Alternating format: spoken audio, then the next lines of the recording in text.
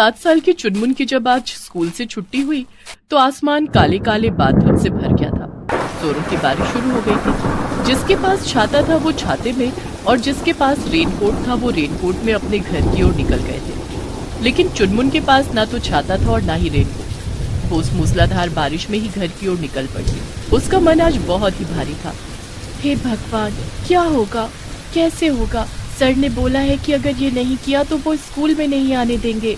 कुछ देर बाद बारिश रुक गई। टीचर की बातों को सोचते हुए चुनमुन उस समय मार्केट से गुजर रही थी।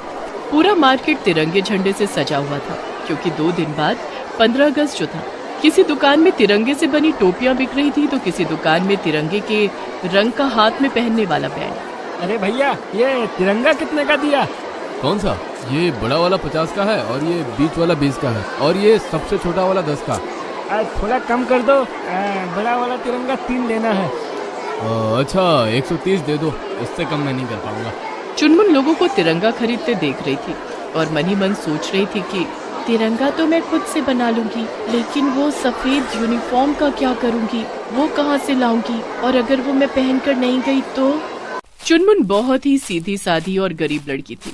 चुनमुन को उसकी क्लास में पढ़ने वाली लड़कियां हमेशा परेशान किया करती और उसकी गरीबी का मजाक उड़ाया करती। आज भी उसके साथ स्कूल में वही हुआ था। उसकी क्लास में पढ़ने वाली लड़कियां उसे ऐसी ऐसी बातें कह रही थी जिसे सुनकर बेचारी की आंखों से आंसू निकल रहे थे। फिर भी वो चुपचाप उनकी बातों को सुन रही थी। पता नहीं इन भिखारियों को हमारे साथ पढ़ने की इजाजत कब और किसने दे दी। दिमाग खराब हो जाता है मेरा इनको देखकर। अरे संध्या, तुम्हारा तो दिमाग खराब होता है, मेरा तो पूरा दिन ही खराब हो जाता है। वैसे संध्या, ऐसे मनहूस लोगों को हमारे स्कूल वाले एडमिशन क्यों देते हैं? एक तो इनके कपड़े फटे चिटे होते हैं, ऊपर से जब ये लोग पास से गुजरते हैं तो इनके शरीर से बदबू आती है, गरीबी की बदबू। चुनमुन के पास न तो कोई बैठना चाहता और न ही कोई उससे बातें करता। सब उससे दूर दूर रहते। लंच टाइम पर जब सभी लोग अपना टिफिन बॉक्स खोलते तो पूरी क्लास में अच्छे खाने की खुशबू फैल जाती। ओ तेरी, पनीर के पकौड़े! यार, आज तेरी माँ ने तो मस्त लंच दिया है। ले ना, तू खाना। वैसे तेरी माँ ने क्या दिया है? देखा तो नहीं, रुको अभी लंच बॉक्स खोल कर देखती हूँ। संध्या ने अपना टिफिन खोला तो गाजर के हलवे की खुशबू उसके नाक में पड़ी। मेरी मम्मी ने तो आज गाजर का हलवा दिया है। अरे वाह, ये तो मेरा फेवरेट है। मेरे तो मुंह में पानी आ गया। क्लास के सभी लोग अपना लंच मिल बांट कर खाते, लेकिन चुनमुन की ओर कोई आंख उठाकर भी नहीं देखता। चुनमुन के टीचर भी उसके साथ भेदभाव करते, खासकर गणित के टीचर। हालांकि चुनमुन पढ़ने में सबसे होशियार थी, फिर भी वे किसी न किसी बात को लेकर उसे डांटते रहते। आज भी उन्होंने चुनमुन को ऑफिस में बुलाया और अरे, तुम्हें कितनी बार कहा है कि नई ड्रेस खरीद लो? ये क्या रफू कि ये कपड़े पहनकर क्लास में आ जाती हो? और तुम्हारी यूनिफॉर्म भी तो कितनी गंदी है। सर, मैंने तो कल ही इसे धोया था। चुप करो, इसे धुला हुआ कहते हैं तो फिर गंदा किसे कहते हैं? सुनो, परसों 15 अगस्त है, सभी को सफेद रंग की नई यूनिफॉर्म पहनकर आना है और एक तिरंगा भी जरूर लाना है। परसों हमारे स्कूल में डीएम साहब चीफ गेस्ट बनकर आ रहे हैं। Chief guest?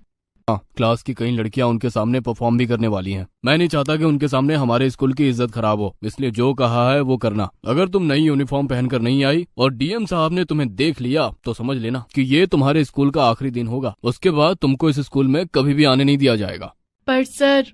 अब ज्यादा सवाल जवाब मत करो और जो कहा है वो करो, नहीं तो अंजाम भुगतने के लिए तैयार रहो। और हाँ, स्कूल तो आना ही आना है, किसी को एब्सेंट नहीं करना है। मास्टर जी ने तो अपना फैसला सुना दिया था, लेकिन चुनमुन के लिए उसे पूरा करना लगभग असंभव था। चुनमुन के पिता जब तक जीवित थे तब तक तो सब ठीक था, लेकिन एक दिन जब वो अपनी फैक्ट्री में काम कर रहे थे तभी अचानक वहाँ आग लग गई और उस आग में चुनमुन के पिता समेत उसके घर की सारी खुशियां जलकर खाक हो गईं। पिताजी, पिताजी, माँ, पिताजी को क्या हो गया है? देखो ना, इनका शरीर कितना काला पड़ गया है। ये कुछ बोलते भी नहीं।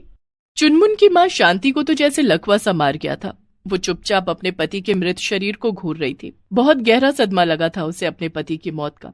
कुछ दिन तो शोक में बीता, लेकिन फिर शांति को लगा कि शोक कब तक किया जाए। उसे अपनी बेटी के भविष्य की चिंता थी। उसके पति रामलाल चुनमुन को हमेशा से एक बड़ी अफसर बनाना चाहते थे। मुझे कुछ करना होगा चुनमुन के लिए, चुनमुन के पापा के सपनों के लिए। शांति दूसरों के यहाँ झाड़ू पोछे का काम करने लगी। वो भले ही एक समय का खाना खाती, लेकिन चुनमुन की पढ़ाई में कोई कसर नहीं रखती। लेकिन एक दिन दुर्भाग्य का काला साया फिर से चुनमुन के घर पर पड़ गया। एक शाम जब शांति काम करके घर लौट रही थी तो एक तेज रफ्तार गाड़ी से उसकी टक्कर हो गई। लोगों की मदद से शांति को अस्पताल पहुंचाया गया। वो बच तो गई, लेकिन जीवन भर के लिए अपाहिज हो गई। अब उसका जीवन बिस्तर पर ही गुजरने लगा। क्यों भगवान, क्यों? आखिर क्यों हम गरीबों के साथ ही ये नाइंसाफी क्यों? चुनमुन अब कैसे स्कूल जाती, कैसे पढ़ाई करती, घर का खर्च कैसे चलता? इन सब सवालों के बोझ तले शांति दबे जा रही थी। लेकिन तभी एक दिन, माँ ये ले। अरे ये 100 का नोट तुझे किसने दिया? माँ मैंने कमाए हैं। सच सच बता, कहाँ से लाई है तू ये पैसे? माँ मैं सच कह रही हूँ, मैंने ये पैसे कमाए हैं। वो बाजार में एक होटल है ना, वहाँ मुझे काम मिल गया है। वो मुझे महीने के 1500 रुपए देंगे। चुनमुन के इतना कहते ही शांति ने एक जोरदार तमाचा उसके गालों पर मारा। किसने कहा तुम्हें कमाने को? अरे तेरे मरे हुए पिता को मैं क्या मुंह दिखाऊंगी? वो तुम्हें पढ़ाना चाहते थे, तुम्हें बड़ी अफसर बनाना चाहते थे। ये कहकर शांति फूट फूट कर रोने लगी। चुनमुन ने अपनी माँ को रोते देखा तो उन्हें चुप कराते हुए बोली, माँ मैं स्कूल से आकर काम पर चली जाया करूंगी। मैं पढ़ाई नहीं छोड़ूंगी माँ। मैं पिताजी का सपना जरूर पूरा करूंगी। लेकिन माँ अगर मैं काम नहीं करूंगी तो हम खाएंगे क्या? तुम्हारी दवाई कैसे आएगी? और माँ अगर तुमको कुछ हो गया तो फिर मैं क्या करूंगी माँ, मैं क्या करूंगी? ये कहकर चुनमुन ने अपनी माँ को गले से लगा लिया और वो भी रोने लगी। उस दिन के बाद से चुनमुन स्कूल के बाद काम पर जाने लगी। लेकिन 1500 रुपए में क्या होता? 7 साल की छोटी सी चुनमुन लेकिन फिर भी अपनी जिम्मेदारियों को निभा रही थी। आज भी स्कूल से घर आकर वो काम पर गई। उस दिन काम पर भी उसका मन नहीं लगा और वो वहाँ भी यही सब सोचते रही। बहरहाल वो रात को घर लौट आई। मैं चाहकर भी नई यूनिफॉर्म नहीं खरीद सकती। मैं अपनी इसी यूनिफॉर्म को अच्छे से धो लेती हूँ, यही पहनकर चली जाऊंगी, क्योंकि सर ने किसी को भी एब्सेंट नहीं होने बोला है। मैं बिल्कुल पीछे खड़ी रहूंगी, डीएम साहब के सामने ही नहीं जाऊंगी। और हाँ, मुझे अपना प्यारा तिरंगा झंडा भी तो बनाना है। चुनमुन ने कागज का एक झंडा खुद से बनाया और सो गई। अगले दिन जब वो तैयार होकर स्कूल के लिए निकल रही थी तभी जोरों की बारिश हुई। ओह, ये फिर से बारिश शुरू हो गई। लेकिन मुझे तो स्कूल जाना ही है। लेकिन बारिश के पानी में ये तिरंगा तो भीग जाएगा और तिरंगा तो अपनी जान से प्यारा होता है। एक काम करती हूँ, इसे एक पॉलीथीन से लपेट देती हूँ, इससे ये सुरक्षित रहेगा। चुनमुन ने वही किया और फिर अपनी माँ को रोटी खिलाकर स्कूल की ओर निकल गई। रास्ते में बारिश ने और भी रौद्र रूप धारण कर लिया, लेकिन वो उसकी परवाह किए बिना झंडे को संभाले हुए स्कूल की ओर बढ़ती रही। लेकिन जैसे ही वो स्कूल पहुंची और उसने वहां का जो दृश्य देखा, उसके रोंगटे खड़े हो गए। उसने देखा कि स्कूल के अंदर 3-4 आतंकवादी घुस आए हैं और उन्होंने बच्चों समेत सभी को बंदूक की नोक पर रखा हुआ है। डीएम साहब पर भी उन्होंने गन तान रखी थी। उन्हें देखकर चुनमुन दीवार की ओट में छिप गई। सुनो बे डीएम, तुम अभी के अभी न्यूज चैनल में फोन करके बता दो कि हमने इस स्कूल पर कब्जा कर लिया है। अगर इन बच्चों की जान प्यारी है तो सरकार को हमारे 3 आतंकवादी दोस्तों को जेल से रिहा करना ही होगा। डीएम साहब ने वही किया। तुरंत ये खबर पूरे शहर में फैल गई कि आतंकवादियों ने एक स्कूल पर कब्जा कर लिया है। उसके बाद हाई लेवल की मीटिंग हुई, लेकिन किसी को कुछ समझ नहीं आ रहा था कि वो क्या करे। आखिरकार सरकार को बच्चों की जान की खातिर आतंकवादियों के दोस्तों को रिहा करने का फैसला करना पड़ा। बहुत ही बड़ी खुशखबरी है। सरकार ने हमारी बात मान ली है। हमारे साथी रिहा हो रहे हैं। कुछ देर बाद वो यहाँ पहुँच जाएंगे। सही है। पहले हम अपने साथियों को अपने कब्जे में लेंगे और यहाँ से निकल जाएंगे। लेकिन हम स्टोर रूम में छिपाकर एक टाइम बम फिट करके जाएंगे, जो बाद में फटेगा और सारे बच्चों और टीचरों का ऊपर का टिकट कट जाएगा और आज आजादी के दिन ये सारे आजाद हो जाएंगे। आतंकवादी ने टाइम बम फिट कर दिया और अपने साथी का इंतजार करने लगे। लेकिन उन्हें क्या पता था कि चुनमुन को उनके इरादों की भनक लग गई है। उसने स्टोर रूम में घुसकर न सिर्फ बम के तारों को काट दिया, बल्कि उसने स्टोर रूम में रखे हॉकी स्टिक को निकाला और उन आतंकवादियों से भिड़ गई। तुम लोगों के मंसूबे मैं कभी पूरे नहीं होने दूंगी। आतंकवादी अचानक हुए इस हमले के लिए तैयार नहीं थे, इसलिए वो संभल नहीं पाए। इतनी देर में चुनमुन ने 2 आतंकवादियों को मारकर बेहोश कर दिया। लेकिन तभी तीसरे आतंकवादी ने उस पर गोली चला दी। चुनमुन के हाथ में गोली लगी। आह! लेकिन उसके बावजूद भी चुनमुन ने उस आतंकवादी को मारकर गिरा दिया। उसे जल्दी से अस्पताल ले जाया गया। सारे बच्चे और टीचर भी अस्पताल पहुंचे। सभी ने चुनमुन से माफी मांगी। चुनमुन की बहादुरी के लिए उसे बहुत बड़ा पुरस्कार तो मिला ही। उस दिन स्कूल का तिरंगा झंडा डीएम साहब ने उसी के हाथ से फहरवाया और उन्होंने कहा कि जब तक ऐसी साहसी बेटियां हमारे समाज में हैं, हमारे देश को कुछ नहीं हो सकता। जय हिंद। अंकिता के पेट में अचानक से दर्द करने लगता है। अंकिता पेट पकड़कर बैठ जाती है। ये देखकर टीचर पढ़ाना बंद कर देती है। क्या हुआ अंकिता, क्या हुआ तुम्हें? मैडम, पेट पे बहुत दर्द हो रहा है। इतना दर्द तो मुझे जिंदगी में कभी नहीं हुआ। ये सुनकर टीचर तुरंत अंकिता को अस्पताल ले गई। डॉक्टर ने कहा, देखिए पेट में गैस हो गई होगी, मैं दवाई दे देता हूँ, ठीक हो जाएगा। डॉक्टर अंकिता को दवाई देते हैं। अंकिता घर लौट जाती है। घर जाकर वो दवाई खाकर सो जाती है, लेकिन उसका दर्द कम ही नहीं होता। वो सोचने लगती है, क्या ये दर्द गैस का ही है या फिर और कुछ? मुझे शक हो रहा है। वो तुरंत राहुल को कॉल लगाती है। हाँ अंकिता, क्या हुआ, क्यों कॉल कर रही हो? मेरे पेट पे दर्द हो रहा है। मुझे लग रहा है कि कल हमने जो किया उसी की वजह से ये हो रहा है। कहीं मैं प्रेग्नेंट तो नहीं हो गई? ये कैसी बात कर रही हो अंकिता, मैंने तो बस तुम्हारा हाथ पकड़ा था। हाथ पकड़ने से कोई प्रेग्नेंट होती है क्या? नहीं होती है तो फिर हिंदी सिनेमा में ऐसा क्यों दिखाते हैं कि हीरो ने हीरोइन का हाथ पकड़ा और अगले ही दिन हीरोइन प्रेग्नेंट हो गई? अरे वो सब बकवास है, तुम चिंता मत करो, तुम्हें कुछ नहीं हुआ है। ये सुनकर अंकिता को तसल्ली मिली।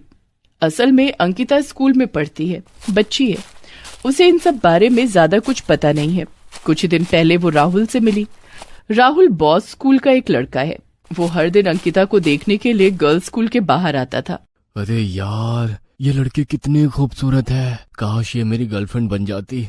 राहुल हर रोज खड़ा होकर अंकिता को देखता था और अंकिता उसे इग्नोर करके चली जाती थी। अंकिता की सहेली रूपा अंकिता से कहती थी, अरे देख, वो लड़का तुझे ताड़ रहा है। ताड़ने दे, इस उम्र में ये सब करना अच्छी बात नहीं है। राहुल 12वीं कक्षा में पढ़ता था और अंकिता 8वीं कक्षा में, यानी कि राहुल कुछ ही दिनों में कॉलेज जाने वाला था। अब तो कुछ दिनों में मैं कॉलेज भी चला जाऊंगा। उससे पहले मुझे अंकिता को अपने दिल की बात बतानी होगी। राहुल ने अंकिता को प्रपोज कर दिया। अंकिता ने कहा, देखो राहुल, मैं वैसी लड़की नहीं हूँ। मुझे पता है अंकिता, तुम सुशील और अच्छे घर की लड़की हो, बस मुझे एक दिन तो दो, उसके बाद मैं अच्छा ना लगूं तो मुझे ना कर देना। अंकिता राजी हो गई और एक दिन स्कूल बंक करके राहुल के साथ घूमने चली गई। रास्ते में राहुल के पास एक छोटा बच्चा भीख मांगने के लिए आया। भैया, मुझे कुछ खिला दो ना, मैं बहुत भूखा हूँ। क्या खाएगा बच्चा, छोले भटूरे खाएगा? राहुल ने उस बच्चे को भरपेट छोले भटूरे खिलाया। भैया, आप बहुत अच्छे हो। ये देखकर अंकिता इम्प्रेस हो गई। उसके बाद राहुल ने बहुत से लोगों की मदद की। अंकिता ने सोचा, ये राहुल तो कितना अच्छा लड़का है, इसका दिल कितना नरम है, मुझे तो ऐसा ही लड़का चाहिए। अंकिता ने राहुल को हाँ कर दिया। राहुल ने अंकिता का हाथ पकड़ा। राहुल, ये क्या कर रहे हो? कुछ उल्टा सीधा हो गया तो? अरे चिंता मत करो, मैं अपना लाइन क्रॉस नहीं करूंगा। और आज ही अंकिता का पेट दर्द हुआ। अंकिता ने सोचा कि हाथ पकड़ने की वजह से कहीं वो प्रेग्नेंट तो नहीं हो गई, और राहुल ने उसकी गलतफहमी दूर कर दी। राहुल क्लास में टॉप करता था, उसका फ्यूचर अच्छा था और वो अमीर परिवार से भी था। इसीलिए अंकिता धीरे धीरे उसके प्यार में पागल होने लगी। लेकिन उसे क्या पता था कि राहुल के मन में कुछ और ही चल रहा है। राहुल की क्लास में ही एक और लड़का था, उसका नाम सतीश था। सतीश को भी अंकिता पसंद थी, लेकिन वो गरीब घर से था और पढ़ाई लिखाई में भी अच्छा नहीं था। सतीश ने एक दिन अंकिता से कहा, अंकिता, तुम उस राहुल के साथ मत घुमा करो, वो तुम्हें धोखा देगा। मैं तुमसे प्यार करता हूँ अंकिता, मुझ पर यकीन करो। ये सुनकर अंकिता ने सतीश को जोर से एक थप्पड़ मारा। तुम्हें शर्म नहीं आई राहुल के बारे में ये सब कहते हुए? तुम धोखे से मुझे पाना चाहते हो, इसीलिए ये सब बोल रहे हो? नहीं अंकिता, मुझे गलत मत समझो। अंकिता वहाँ से चली गई। सब कुछ सुनकर राहुल ने अंकिता से कहा, तुम ऐसे लोगों की बात मत सुनना अंकिता, वो तो क्लास में लास्ट आता है तो जलता है मुझसे। राहुल को पढ़ाई करने के लिए सब कुछ मिलता था, लेकिन सतीश को बहुत मेहनत करके दुकानों में बर्तन मांजने का काम करने के बाद पढ़ाई करने के लिए टाइम ही नहीं मिल पाता था। लेकिन सतीश दिल का बहुत अच्छा था। असल में सतीश ने राहुल को देख लिया था। अंकिता को डेट पर ले जाने से पहले राहुल उस बच्चे को पैसे दे रहा था। ए बच्चे, ये ले पैसे ले, कल जब मैं एक लड़की को यहाँ लेकर आऊंगा तब तू मुझसे खाना मांगना, मैं तुझे खाना खिलाऊंगा, तब मेरी तारीफ करना, हाँ, ताकि वो लड़की इम्प्रेस हो जाए। ठीक है भैया। ये देखकर सतीश ने सोचा, ये लड़का पैसों का रौब दिखाकर किसी को भी धोखा दे सकता है। मुझे अंकिता को इससे बचाना होगा। लेकिन अंकिता से थप्पड़ खाने के बाद सतीश ने सोचा, हम जैसे गरीबों के साथ ऐसा ही होता है, हमें सिर्फ थप्पड़ ही खाने को मिलता है। उधर दिन ब दिन राहुल और अंकिता का प्यार गहरा होता गया और एक दिन राहुल अंकिता को लेकर कहीं घूमने चला गया। दोनों ने एक साथ रात बिताई और अगले ही दिन स्कूल में अंकिता का सर चकरा गया। टीचर उसे फिर से अस्पताल ले गई। अरे, पिछली बार तो गैस की वजह से पेट दर्द हो रहा था, लेकिन इस बार ये क्या हो गया? ये लड़की तो प्रेग्नेंट है। ये सुनकर सभी चौंक गए। अंकिता रोने लगी। अब क्या होगा? मम्मी पापा मुझसे नफरत करेंगे। ये तुमने क्या किया अंकिता? इस बच्चे का बाप कौन है? बताओ कौन है बाप? राहुल है इसका बाप। अंकिता ने राहुल को कॉल लगाया। उस दिन 12वीं कक्षा के आखिरी एग्जाम थे। उसके बाद सभी कॉलेज जाने वाले थे और राहुल दूसरे किसी राज्य में कॉलेज के लिए जाने वाला था।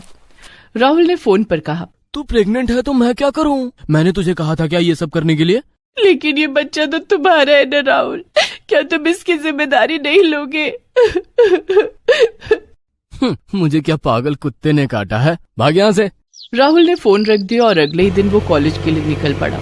अंकिता के माता पिता अंकिता से बहुत गुस्सा हो गए। तुमने ये क्या किया? तुम्हें शर्म नहीं आई? इतनी सी उम्र में तुम प्रेग्नेंट कैसे हो गई? तुमने तो इस वंश का मान सम्मान मिट्टी में मिला दिया। निकल जाओ इस घर से। अंकिता रास्ते में भटकती रही। वो रोती रही। पता नहीं मुझे कौन सी गुनाह की सजा मिल रही है। मैंने क्यों किया ऐसा? उस धोखेबाज राहुल पर क्यों विश्वास किया? अब मुझे कौन संभालेगा? कौन बनेगा इस बच्चे का बाप? तभी सतीश सामने आया। मैं बनूंगा इस बच्चे का बाप। तुम? हाँ मैंने तो पहले ही तुमसे कहा था कि राहुल अच्छा लड़का नहीं है। मुझसे गलती हो गई सतीश, मैं तुम्हें पहचान ही नहीं पाई। लेकिन तुम किसी और के बच्चे के बाप क्यों बनोगे? क्योंकि मैं तुमसे प्यार करता हूँ। और तुम्हारे कॉलेज का क्या होगा? वैसे भी मुझे कॉलेज में एडमिशन नहीं मिलेगा। गरीब हूँ ना। तुम चिंता मत करो अंकिता, मैं मजदूरी करूंगा लेकिन तुम्हें खुश रखूंगा। सतीश, मेरा सतीश। ये बोलकर अंकिता ने सतीश को गले लगा लिया। उसे समझ में आ गया कि असली प्यार क्या होता है। सतीश ने किराए पर एक घर ले लिया। दोनों वहीं रहने लगे। कुछ महीने बाद अंकिता को एक बेटा हुआ। सतीश उन दोनों से बहुत प्यार करने लगा। कुछ साल बाद राहुल घर लौटा तो पुलिस ने उसे पकड़ लिया और उसे उसके किए की सजा मिली। और यहाँ अंकिता सतीश के साथ खुशी खुशी रहने लगी।